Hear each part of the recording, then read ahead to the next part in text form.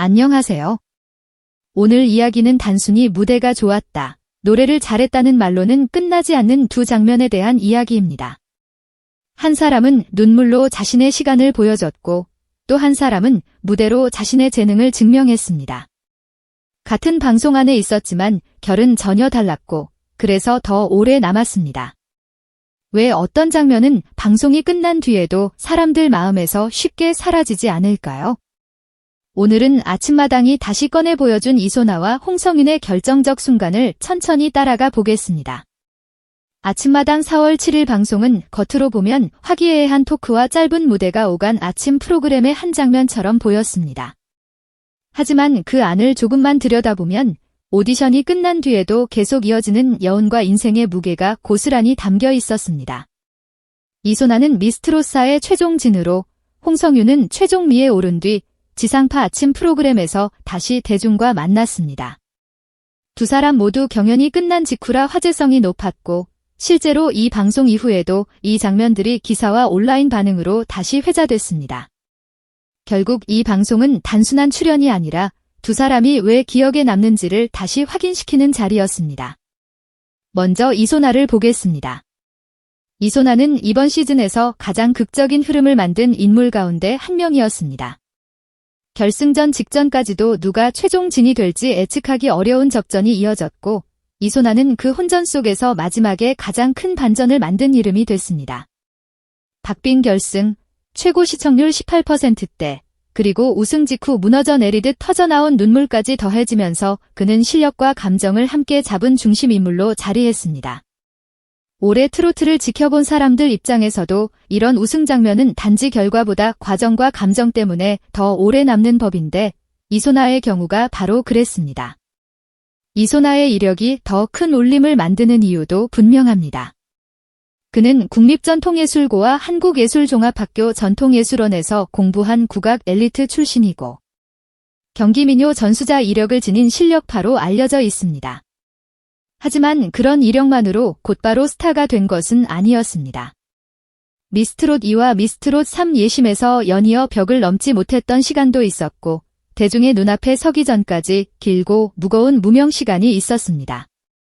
그래서 이번 우승은 갑자기 생긴 행운이 아니라 이미 오래 준비돼 있던 사람이 마침내 문을 연 순간처럼 받아들여졌습니다. 여기에 이소나를 더 특별하게 만든 건 가족 이야기였습니다. 방송에서 다시 언급된 것처럼 그의 어머니는 약 18년째 파킨슨병으로 투병 중입니다.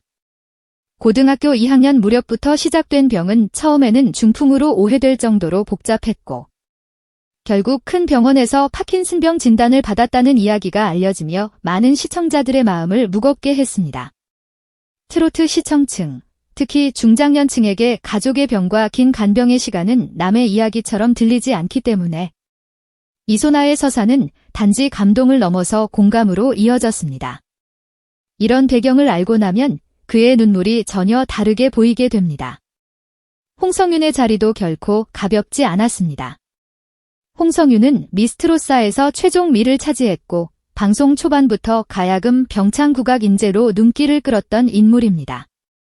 대전 출신이라는 지역성, 국악 기반이라는 뚜렷한 정체성, 그리고 트로트 무대에서도 무너지지 않는 안정감이 겹치며 그는 이번 시즌의 새 얼굴 가운데 가장 선명한 결을 가진 참가자 중 하나로 자리했습니다. 특히 프로그램 초반부터 오라트를 받으며 존재감을 드러냈다는 평가가 나왔고 결승 뒤에도 고향과 국악이라는 두 키워드가 계속 함께 언급될 정도로 인상이 강했습니다.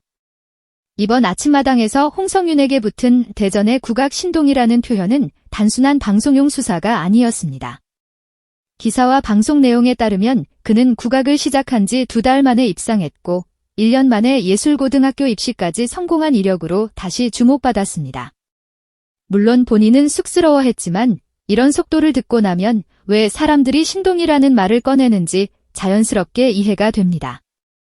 트로트 무대에는 실력자들이 많지만 자기 뿌리를 분명히 가진 채 대중성과 전통성을 동시에 보여주는 젊은 인물은 생각보다 드뭅니다. 그래서 홍성윤은 단순히 노래 잘하는 참가자가 아니라 앞으로의 방향이 더 궁금한 사람으로 남습니다. 이제 본격적인 장면으로 들어가 보겠습니다. 이날 방송에서 가장 먼저 마음을 흔든 건 이소나가 결승 직후의 심정을 다시 꺼내놓는 순간이었습니다.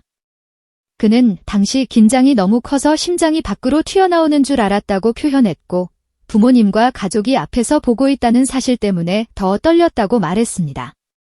이 대목이 중요한 이유는 오디션의 마지막 순간이 얼마나 잔인할 정도로 긴장된 시간이었는지 너무 쉽게 전해지기 때문입니다.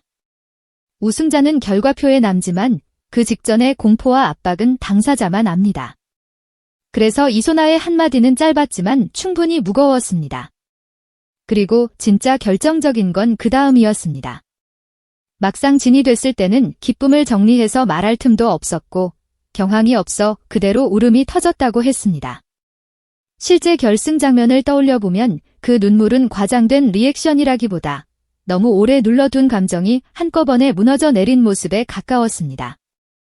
올해 트로트 프로그램을 봐온 입장에서 이런 눈물은 참속이 다르게 느껴집니다.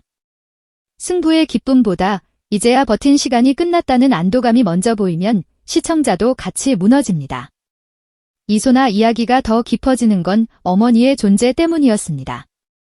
결승 생방송 시작 전에 어머니가 몸이 많이 힘들다고 전화를 했고 그 말을 들은 뒤 무대에 올라야 했다는 고백은 짧지만 매우 강했습니다. 무대에 선 사람은 노래에 집중해야 하는데 마음 한가운데에는 어머니 상태에 대한 걱정이 자리하고 있었던 것입니다. 게다가 이날 어머니는 휠체어를 타고 현장에 와 있었고 무대까지 오는 과정조차 쉽지 않았다고 밝혔습니다. 그러니 우승 직후의 눈물은 한 사람의 결과 발표가 아니라 가족 전체의 시간이 터져나온 장면처럼 보일 수밖에 없었습니다. 이쯤 되면 왜 시청자들이 이소나에게 단순한 우승자 이상의 감정을 품게 됐는지 이해가 됩니다. 그의 어머니는 차도가 꾸준히 좋아지는 종류의 병이 아니고 하루 사이에도 상태가 달라질 수 있다고 했습니다. 이런 상황은 함께 사는 가족에게 늘 긴장과 불안을 남깁니다. 특히 밤에 다리에 쥐가 나 어머니가 부르면 일어나 주물러 드리고 어머니가 다시 잠드는 걸 확인하고서야 자신도 잠들곤 했다는 말은 누군가의 일상이 얼마나 오래 간병과 함께 굴러왔는지 선명하게 보여줍니다. 노래를 잘한다는 감탄은 많지만 삶의 무게가 노래에 스며 있다는 확신은 이런 이야기에서 생깁니다. 이소나의 아버지 이야기도 빼놓을 수 없습니다. 아버지는 30년 동안 집배원으로 일하다가 어머니 병간호를 위해 명예퇴직을 택했고 이후 다시 생계를 위해 경비직으로 일하고 있다고 밝혔습니다. 이 대목은 화려한 트로트 우승서사 뒤에 있는 생활의 현실을 아주 선명하게 드러냅니다. 누구 한 사람의 희생으로만 버틴 집이 아니라 온 가족이 각자의 자리에서 조금씩 버티며 지나온 시간이 있었다는 뜻이기 때문입니다. 그래서 이소나가 상금을 부모님 빚을 갚고 아버지 차를 바꿔드리는 데 쓰겠다고 한 말도 더 크게 울렸습니다. 결국 사람들의 마음을 가장 세게 움직인 한마디가 나왔습니다. 우승 뒤 어머니가 했다는 주리한테도 이런 좋은 날이 오는구나 라는 말입니다. 이 말은 짧지만 길게 병을 견디고 생활을 버텨온 가족만이 할 수 있는 문장처럼 들립니다. 누군가에게는 그냥 감동적인 멘트일 수 있지만 오래 고생한 뒤 겨우 찾아온 하루의 빛처럼 느껴지는 사람도 많았을 겁니다. 저는 이런 장면이야말로 트로트가 단순한 장르를 넘어 사람 사는 이야기와 가장 가까이 있는 이유를 보여준다고 생각합니다. 이소나 파트가 남기는 결론은 분명합니다. 극적인 뒤집기라는 말은 결과만 놓고 보면 승부의 표현이지만 그 안을 들여다보면 한 사람과 한 가족의 시간이 끝내 무너지지 않고 버텨낸 기록에 더 가깝습니다. 그래서 이소나의 눈물은 우승자다운 감격이라기보다 너무 오래 참은 사람이 겨우 허락받은 울음처럼 보입니다. 아침 프로그램에서 다시 꺼낸 이 짧은 회상만으로도 많은 사람들이 또 한 번 마음이 먹먹해진 이유가 바로 여기에 있습니다. 결국 진짜 결정적 장면은 성적표가 아니라 그 성적표 뒤에서 터져나온 삶의 표정이었습니다. 이제 흐름은 자연스럽게 홍성윤에게 넘어갑니다. 사실 방송에서 감동의 결을 바꾸는 건 쉬운 일이 아닙니다. 한쪽에서 깊은 가족 서사가 나왔기 때문에 다른 쪽은 자칫 가볍게 보일 수도 있습니다. 그런데 홍성윤은 무대 하나로 그 우려를 깨버렸습니다. 신동인지 아닌지 여기서 바로 보여드리면 됩니다. 라는 분위기 속에서 준비된 가야금 병창은 말보다 실력으로 자신을 증명하는 장면이 됐습니다. 그 짧은 전환이 오히려 방송 전체의 결을 더 풍성하게 만들었습니다. 홍성윤의 강점은 설명보다 납득이 빠르다는 점입니다. 국악을 시작한 지 2달 만에 입상했고 1년 만에 예술고등학교에 합격했다는 이력만으로도 이미 기대치는 올라가 있습니다. 그런데 중요한 건 그런 숫자가 무대 위에서 허언처럼 보이지 않았다는 점입니다. 가야금 병창은 악기와 소리를 함께 끌고 가야 하는 쉽지 않은 장르인데 방송에서는 그 복합적인 매력이 짧은 시간 안에도 분명하게 전달됐습니다. 이럴 때 시청자는 잘한다 이를 넘어서 그래서 신동이라고 하는구나 하고 자연스럽게 납득하게 됩니다. 홍성윤이 이날 보여준 무대의 의미는 단순한 재능 과시가 아니었습니다. 미스트로사라는 큰 경연을 거치며 이미 많은 무대를 소화한 뒤였지만 지상파 아침 방송이라는 또 다른 공간에서 자신의 뿌리를 다시 보여줬다는 점이 중요했습니다. 트로트 경연으로 이름을 알린 뒤에도 국악 기반의 색깔을 잃지 않고 자신만의 결을 유지하고 있다는 인상을 줬기 때문입니다. 기사에서도 홍성윤은 이날 꽃타령 무대에 이어 진또배기까지 선보이며 현장의 호응을 끌어냈다고 정리됐습니다.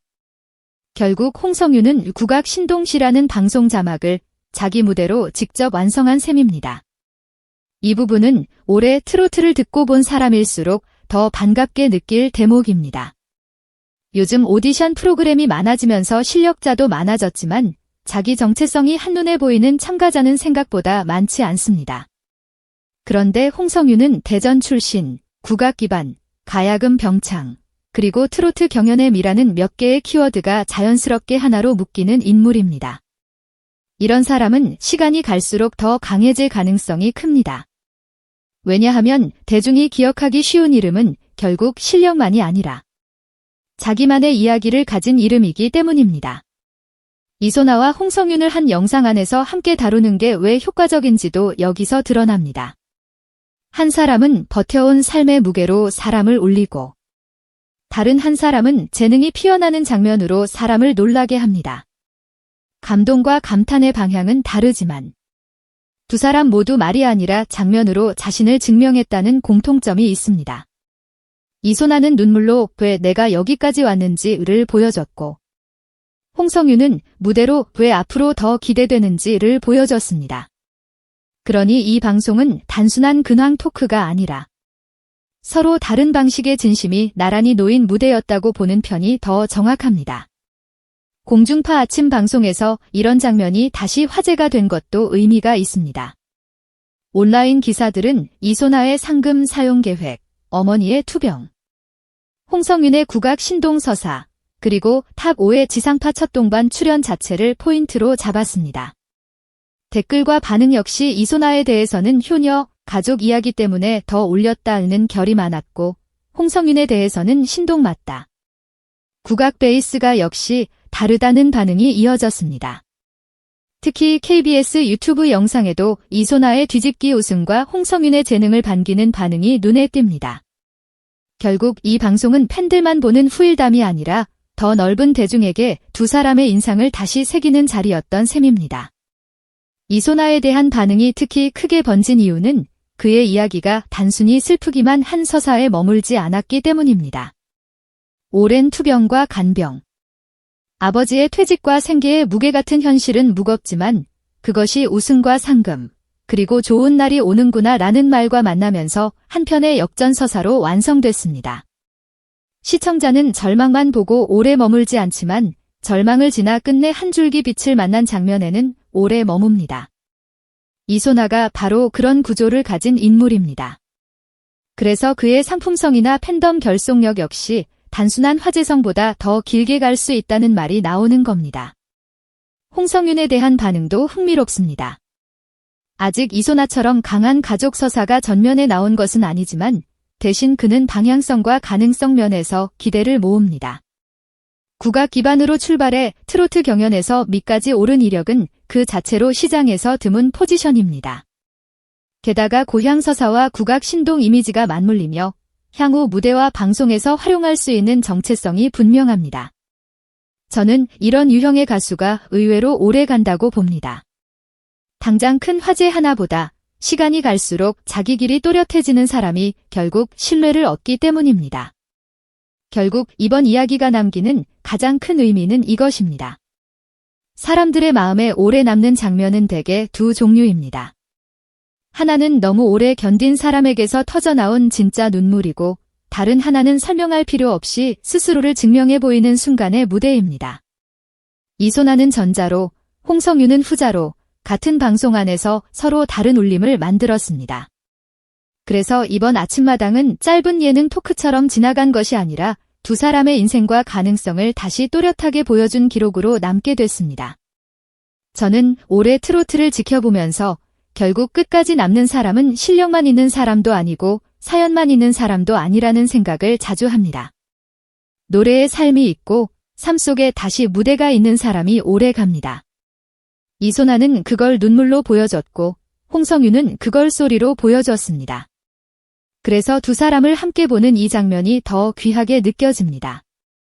각자의 방식은 달라도 둘 다 진심을 속이지 않는 사람처럼 보이기 때문입니다. 여러분은 이번 장면 가운데 어느 순간이 가장 오래 남으셨나요? 극적인 뒤집기 끝에 주저앉아 울던 이소나의 순간이었나요? 아니면 말보다 무대로 먼저 납득시킨 홍성윤의 꽃타령 무대였나요? 댓글로 여러분의 마음에 남은 장면도 꼭 들려주시면 좋겠습니다. 같은 장면을 보아도 세대와 경험에 따라 남는 감정은 조금씩 다를 수 있어서 그런 이야기들이 또 이 무대를 더 오래 살게 만듭니다. 오늘 이야기는 여기까지입니다.